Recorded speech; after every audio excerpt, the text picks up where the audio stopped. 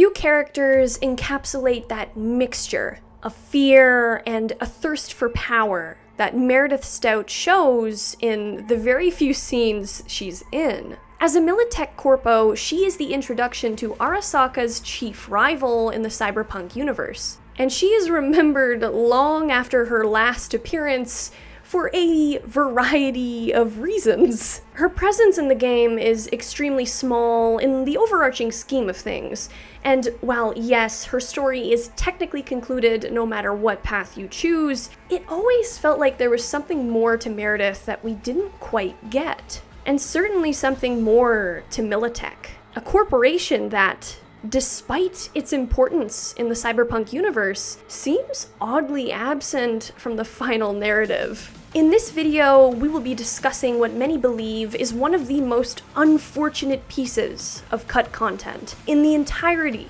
of Cyberpunk 2077, that some believe was repackaged and repurposed for Phantom Liberty. And this lost plot would have likely started, and potentially even finished, with the one and only Meredith Stout.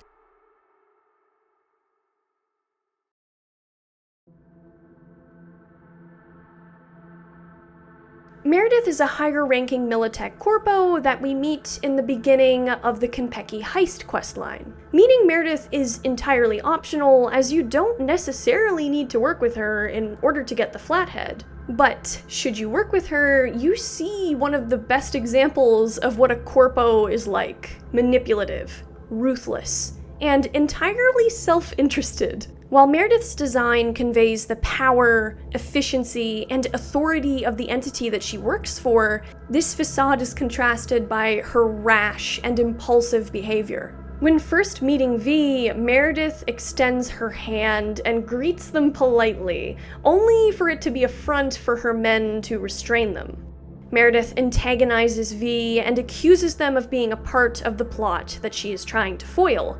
And this isn't just because Meredith enjoys inflicting pain on others, as some of us may later see, because at that moment, her head is more or less resting on a corpo chopping block. Meredith's fate hinges on discovering the mole who allowed Militech technology to be stolen by Maelstrom. She is certain it's Anthony Gilchrist, a fellow corpo, which she is actually right about. Inside the All Foods plant, V can find an email that only those with the nomad background can fully understand, which proves that Anthony is in fact the mole.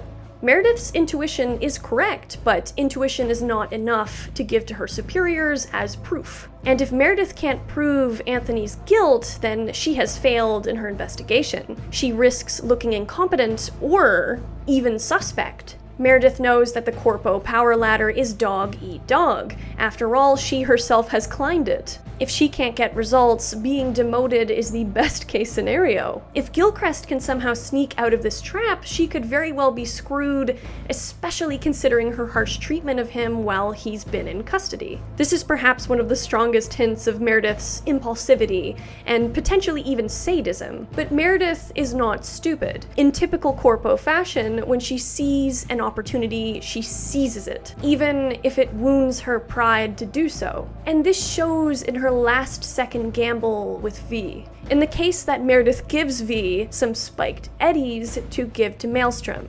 She plays this off as an easy thing for V to do for her, as well as pay for the flathead that V wants, which is suspicious, but 10,000 eddies is a lot for a small merc to hand over. And let's face it, when you're playing a V that is flat broke, odds are you're gonna use the money even if it is suspicious. Meredith guarantees that she will allow you to leave with the flathead, no questions asked, should you do this little thing, so why wouldn't you? But, as we see, if we use her money, she was absolutely willing to throw V under the bus. Because as soon as Maelstrom puts the eddies in their system, the virus uploads and mayhem ensues. Meredith gets the information that she needs, and V wipes out some of Maelstrom's top leadership. However, if you refuse to go along with Meredith's game, Anthony Gilchrist comes out on top and takes over Meredith's position at Militech. And just like that, Meredith disappears. But that's not the last we can see of her, even if it is super easy to miss where she ends up. I personally didn't know about this for most of my playthroughs, but Meredith's body can be found on the ocean floor, weighted by concrete blocks and showing signs of torture. But in the case that we do take Meredith's eddies and use them to pay for the flathead held by Maelstrom, Meredith comes out on top. She gets enough information to prove that Anthony is the mole, and has him disposed of. Meredith remarks that she and V work well together, her previous desperation now nowhere to be seen. Secure in her position once again, Meredith is now back to her authoritative self, almost nonchalant about nearly getting V killed. V can either choose to be angry with her here, or you can agree that you do work well with her, which leads to V getting one of the best melee weapons in the entire game. I cannot show you this weapon, and I cannot show you the context of how this weapon is received. However, its name being Sir John Falstaff should be enough information to get the message across. It speaks for itself. But that is it.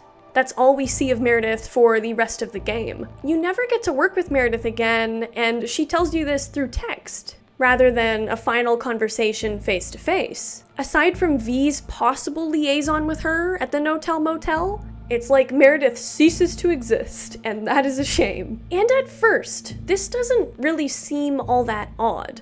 Meredith was a side character in a very early quest, and we can't possibly know everything there is to know about every character that we meet. V is not meant to know every story in Night City. There's also some closure that we get with Meredith that we don't necessarily get with every other side character, even if it's not all that much to write home about. You could even say that it's realistic, and we're lucky we got those loose ends tied at all. It's not hard to believe that Meredith would just never contact us again, period. All of these reasons are all well and good until you start digging deeper into the game. Until you start to wonder that maybe Meredith's ends weren't so much tied as much as they were actually severed.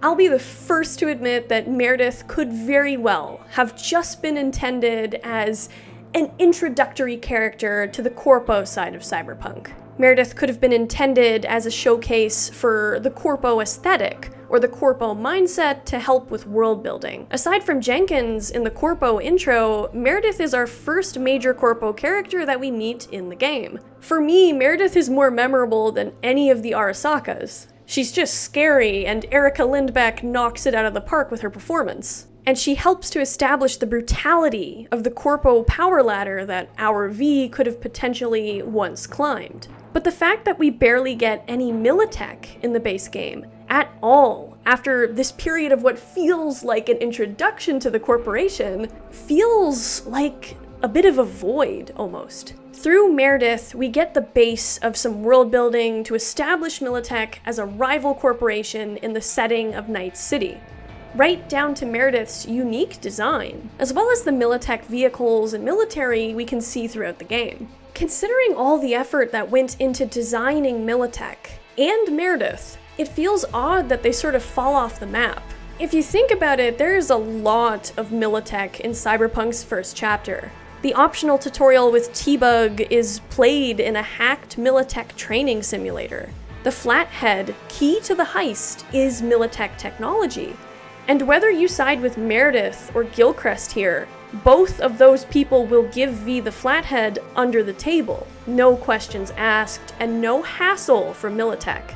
When it comes to the heist, there's just a lot of Militech being involved. This doesn't necessarily mean that Militech is directly involved in the heist, but there is a presence here that is so strange how we don't really see it again. Also, there are two easily missable audio files that you can find on the Ebonica later on in 2077.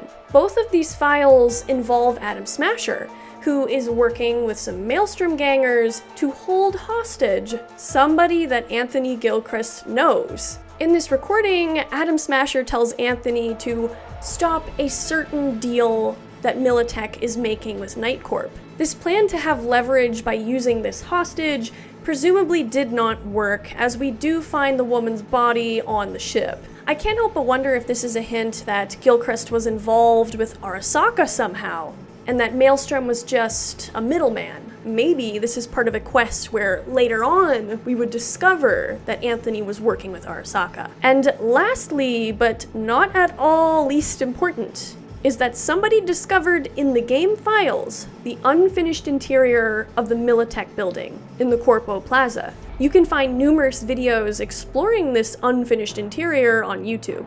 For me, this is solid proof that, at least in some way, shape, or form, Militech was supposed to have a much bigger presence in the overall story. Meredith's line about working together might not have just been a throwaway thing. Maybe it actually meant something before this quest or quest line was scrapped. And I can't help but wonder if, somehow, Phantom Liberty is all that remains of this initial plotline for Militech. And I think it would have had a lot to do with the heist.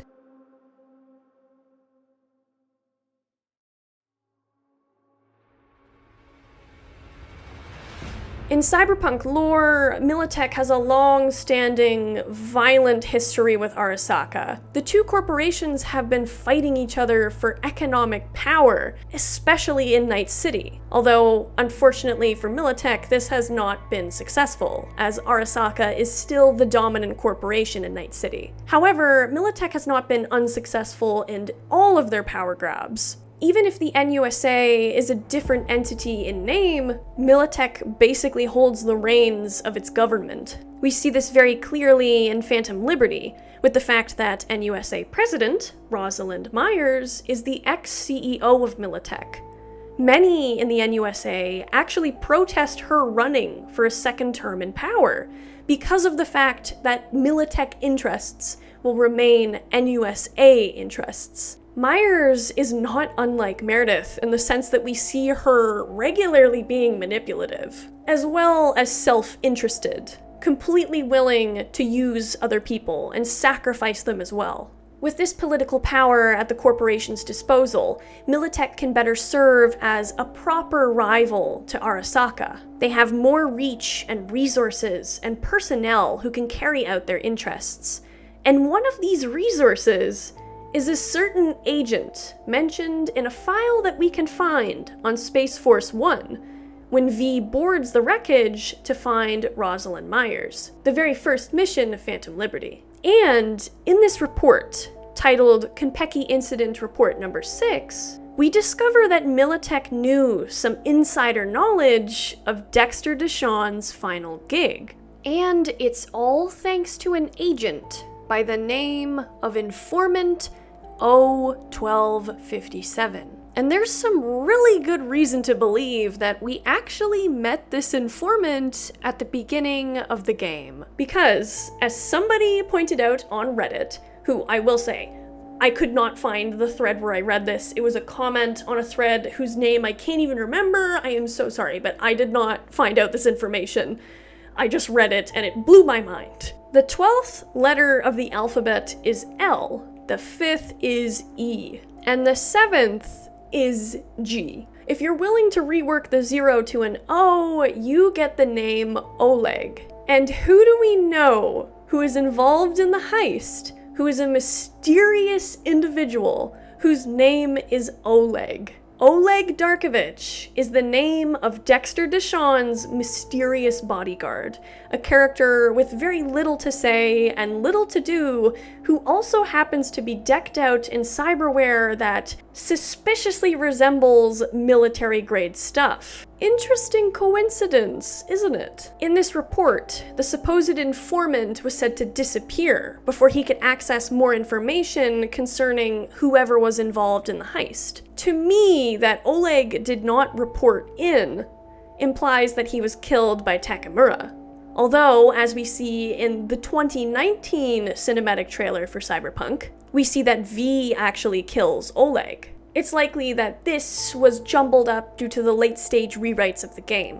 Perhaps they felt that it created more hopelessness in V's death scene, with Oleg not being killed. And finally, in the report, it is mentioned that Militech knows that Johnny is on the relic. Rather than this supporting a giant elaborate theory for a hidden plotline that is still in the game, to me, this reference to this informant, who is very likely to be Oleg, is a nod to a story that was cut. It feels a little jarring and out of place. And for me, as much as I love Phantom Liberty, it also feels like an assembly of cut plotlines that were once initially intended to be in the game in the first place. Having Dogtown locked away like it is before Phantom Liberty was, at least I think, a symptom of the unfinished development of Cyberpunk 2077. That was unfortunately repackaged and repurposed as an expansion to be purchased. But the main thing that makes me think that Phantom Liberty was intended to be in the base game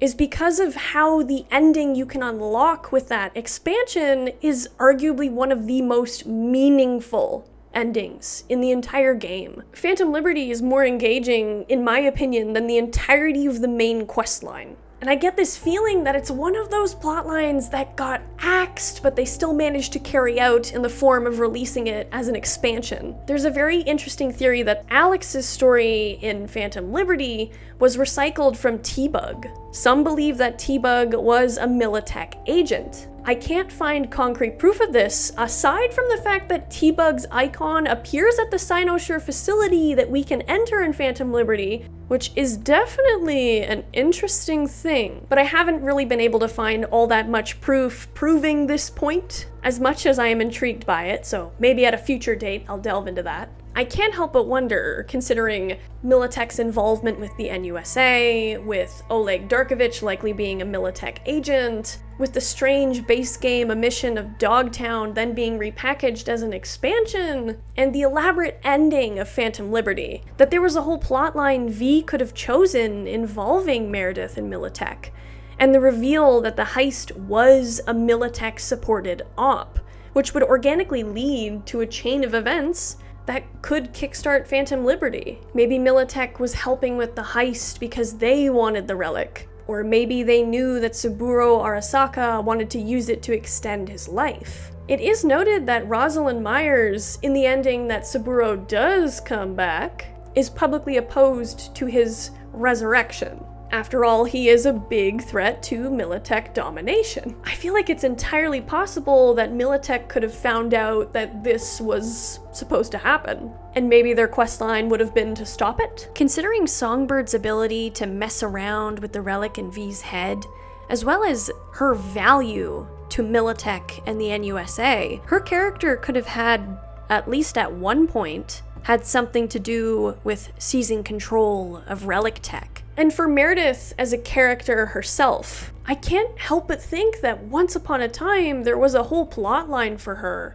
She's so unique in the way that she looks and memorable, and she's especially well played. If I hadn't read that she and Misty have the same voice actor, I never would have known. If you put any stock in the theory that the Cyberpunk life paths were supposed to lead to vastly different storylines you could play throughout the game, Meredith would be the missing corpo romance that is just lacking in the final story. For Street Kid V's, there's Judy. For Nomad V's, there's Pan Am, and for Corpo, there would be Meredith. Meredith would have been that ruthless, more morally questionable romance option that is not available for V in the final game. Maybe Meredith would have been the only romance option to stick around while you were in that 2-year coma. Maybe choosing to help Songbird would have led to Meredith's death, adding some interesting dilemmas and consequences to the story. Who knows, maybe Meredith's relationship could have started as purely physical and then potentially evolves into a very sweet,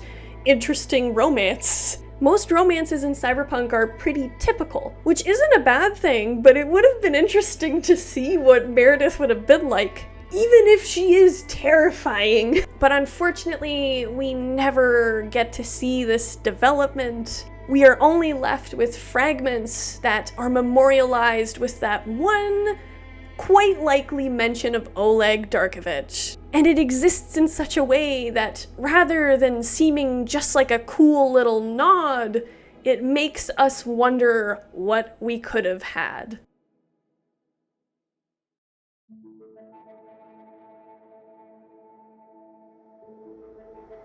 My read on Meredith and her importance and Militech's importance could very well be wrong, but my overall point with this fiction forensics is to highlight the importance of a fleshed out, completed, and cleaned up narrative. It's unfortunately unsatisfying when there's still evidence of a diced up plotline that was not removed with the surgical precision that it probably should have been. Like, even if the old story's been given concrete shoes and thrown overboard, there's still the chance the concrete shoes can come off and that body gets floating up to the surface. Which unfortunately is what has kinda happened. They did not dispose of the remains properly. Oh geez. But I think it's unfortunately likely that the mystery of what we could have gotten will remain unsolved. But I also just want to say, after all is said and done, Phantom Liberty is where Cyberpunk truly shines for me. You can feel the passion and the love and the dedication and attention to detail in the entire story of Phantom Liberty, and I loved every second of it. Every character is fascinating. And I think it's because they had the time to complete it the way that I'm sure that the devs wish they could have completed the entire game. They were able to complete the creative process, and I will always look at Phantom Liberty and wonder if the rest of Cyberpunk 2077 could have matched it, had it been given the same respect. Thank you so much for watching, everybody. Meredith terrifies me. And I'm sad that that terror was only allowed to take place once. I think we really missed out on some chances to get to know this very intimidating, scary lady. She was just cool. It was interesting to see. We don't see too many corpo characters right up front and center, and it's a shame. We were robbed. We were robbed of the corpo dommy mommy. It's just sad that our only memento of her is Sir John. Oh god. A huge thank you to every single one of my members. You guys are awesome. A huge thank you to Mika, Lock Proposals, Big Day Out, The Mikula Rest, 001, Hot Dog Man, hell yeah, Pater Tot, Frankie, Aiden Papour, Benjamin Scoville, hello, Halcyon and Ghost Zero, D-Factor, Ernst Schloss, and Jester's Jinx, David Smith and Brandon Smith, Too Spooky for You, Scott Leno, Alistair, a certain someone named First Name, and Anthony Moore, the most recent member. Thank you guys, thank you! And of course, a huge thank you to everybody for watching, for liking, for sharing, and or commenting. I really appreciate it. Please feel free to tear apart my ideas and theories or to express your own. I really enjoyed reading what you guys had to say about Tbug and the Tbug video. I did not expect so many people to like that video, so thank you very much for that. I was worried that it made no sense. Let me know if this one doesn't make sense. I will see you guys next week with my first Attack on Titan analysis on Reiner, of course. I am very excited, so stay tuned for that. But until then, guys, have a wonderful weekend, and goodbye!